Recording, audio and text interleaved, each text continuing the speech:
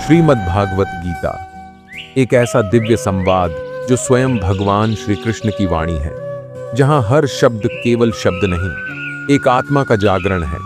मित्रों, इस जीवन के अंधकार में यदि कोई दीपक है तो वह श्रीमद्भागवत गीता है।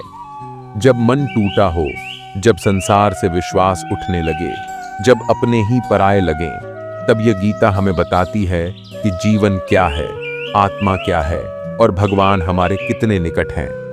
इस वीडियो में हम आपके लिए लाए हैं श्रीमद्भागवत गीता के 22 दिव्य विचार, जो न केवल आपके जीवन की दिशा बदल सकते हैं, बल्कि आपकी आत्मा को उस सत्य से जोड़ सकते हैं जो सदा से था, सदा रहेगा।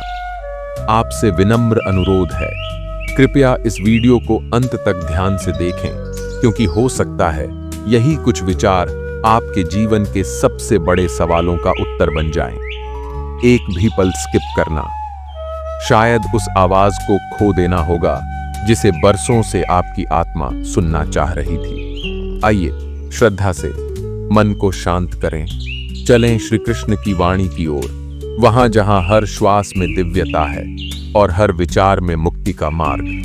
प्रियो मित्रों, जब तुम बार बार किसी के लिए अच्छा सोचो, अच्छा करो, लेकिन बदले में केवल उपेक्षा और तिरस्कार मिले, तब श्री कृष्ण बहुत शांति से कहते हैं, जिसके लिए तुमने सच्चे भाव रखे, अगर वो तुम्हें नहीं समझ पाया तो दोष तुम्हारा नहीं है।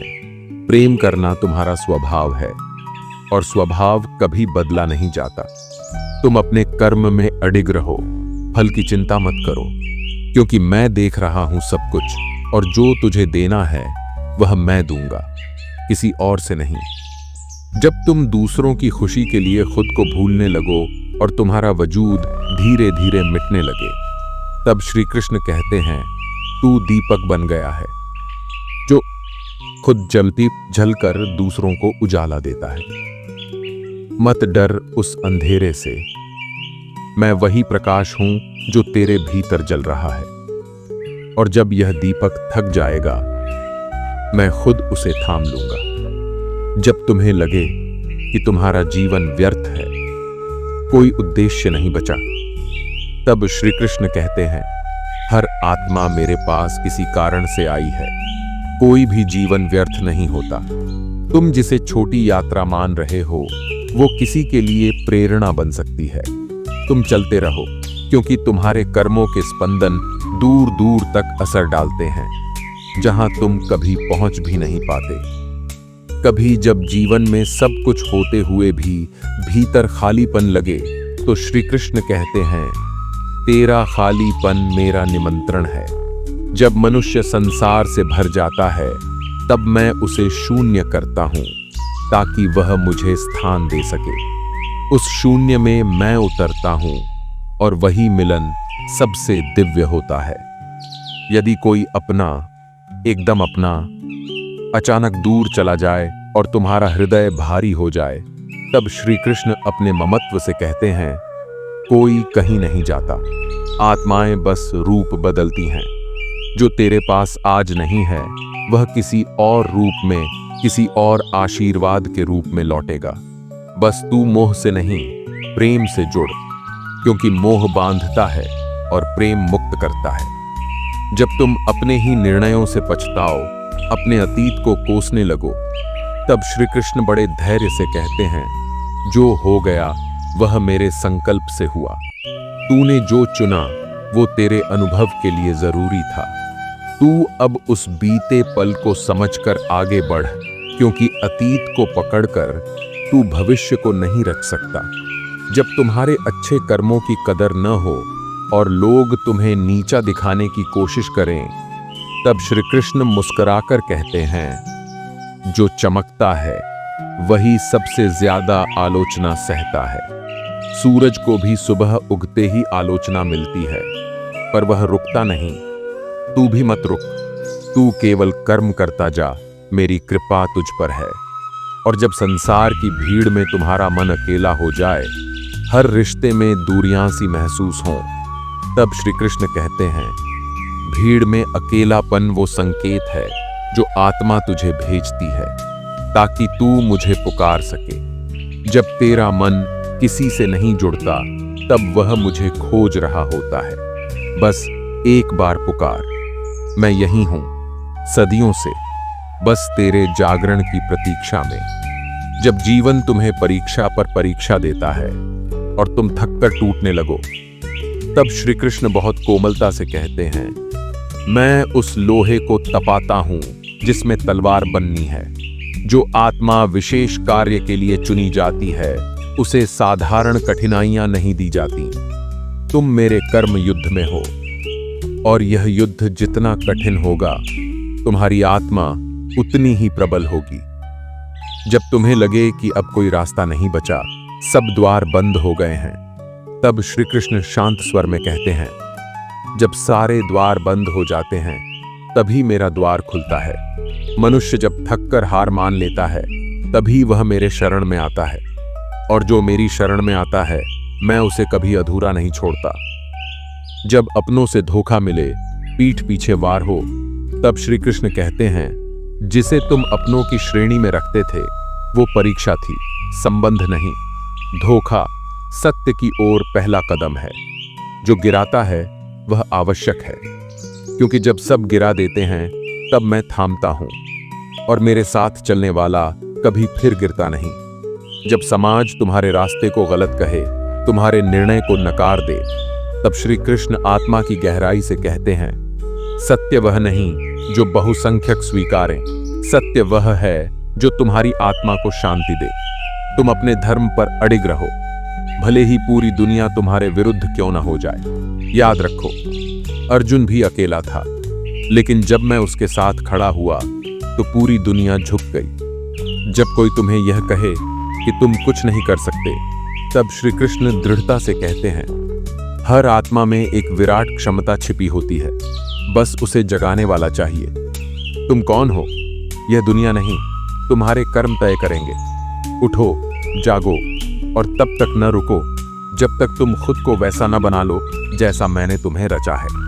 जब मन में अहंकार जन्म ले कि तुम ही सब कुछ हो, तब श्री कृष्ण मुस्कुराकर कहते हैं, मैंने तूफानों को रोका इसलिए तेरी नाव बची रही। मत भूलो, तेरा सामर्थ्य तभी तक है जब तक मैं साथ हूं। तुम फूल हो लेकिन सुगंध मेरी है। मैं साथ हूं तो शक्ति हो, मैं छूट जाऊं तो सिर्फ अस्तित्व बचता है। जब तुम किसी को सच्चे दिल से चाहो लेकिन वो तुम्हारी भावनाओं को न समझे, तब श्री कृष्ण मधुरता से कहते हैं, प्रेम पाने के लिए नहीं, देने के लिए होता है। जिसे तुमने सच्चे मन से चाहा वह अगर तुम्हारा नहीं हुआ तो समझो मैंने उसे तुमसे बचाया है। तुम प्रेम करते रहो, लेकिन मेरे लिए, मेरी भावना से, क्योंकि जब प्रेम पवित्र होता है तो उसका फल देर से ही सही लेकिन दिव्य होता है। जब जीवन के सारे रंग फीके लगने लगें और हर दिन एक बोझ बन जाए, तब श्री कृष्ण आत्मा को छूते हुए कहते हैं, जीवन एक लीला है और तुम इसके पात्र। हर दृश्य में रंग होता है, बस देखने की दृष्टि बदलो। जब तुम मुझे केंद्र बना लोगे तब हर दृश्य मधुर लगेगा, चाहे वह हंसी हो या आंसू, विजय हो या पराजय। जब किसी की मृत्यु तुम्हारे जीवन में शून्यता छोड़ दे, तब श्री कृष्ण अपने शांत स्पर्श से कहते हैं, कोई नहीं मरता, आत्मा अमर है। जिसने शरीर त्यागा उसने सिर्फ वस्त्र बदला है। वो अब भी तुम्हारे आसपास है, तुम्हारे भावों में, तुम्हारी यादों में, और सबसे अधिक मेरी गोद में। जो मेरे पास आता है वह खोता नहीं, वह अमर हो जाता है। जब जीवन में बार बार असफलता मिलने लगे और विश्वास खुद पर से उठने लगे, तब श्री कृष्ण बहुत कोमलता से कहते हैं, असफलता अंत नहीं है, यह तो तुम्हें उस रास्ते पर ले जाने वाला संकेत है जो वास्तव में तुम्हारे लिए बना है। जैसे बाण पीछे खींचे बिना लक्ष्य पर नहीं लगता, वैसे ही तुम्हारा जीवन जब पीछे की ओर जाता है, समझो अब तुम उड़ने वाले हो। जब तुम अपने भीतर खो जाओ और ये न समझ पाओ कि तुम कौन हो, क्या हो, तब श्री कृष्ण आत्मा की गहराई से कहते हैं, तुम शरीर नहीं हो, तुम वो नहीं हो जो लोग कहते हैं, न ही वो जो तुम्हारा मन समझता है। तुम आत्मा हो, मेरा अंश। तुम्हारा स्वभाव दिव्यता है, बस भूल गए हो। मैं तुम्हें याद दिलाने आया हूं कि तुम कुछ नहीं, सब कुछ हो, क्योंकि तुम मुझसे जुड़े हो। जब दूसरों से तुलना करके तुम अपने अस्तित्व को छोटा समझने लगो, तब श्री कृष्ण तुम्हारा हाथ पकड़कर कहते हैं, तुलना से केवल द्वंद्व जन्म लेता है और द्वंद्व से अशांति।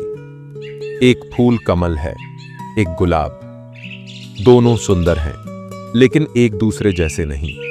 मैं तुम्हें जिस उद्देश्य के लिए रचा हूं, वह किसी और को नहीं दिया। इसलिए अपने मार्ग पर चलो, बिना देखे कि कौन कितनी दूर गया। जब तुम्हें लगे कि सब खो गया और अब कुछ भी शेष नहीं, तब श्री कृष्ण तुम्हारे भीतर से स्वर देते हैं। जिसे तुम खोना मानते हो, वही तो तुम्हारे मोह का अंत है।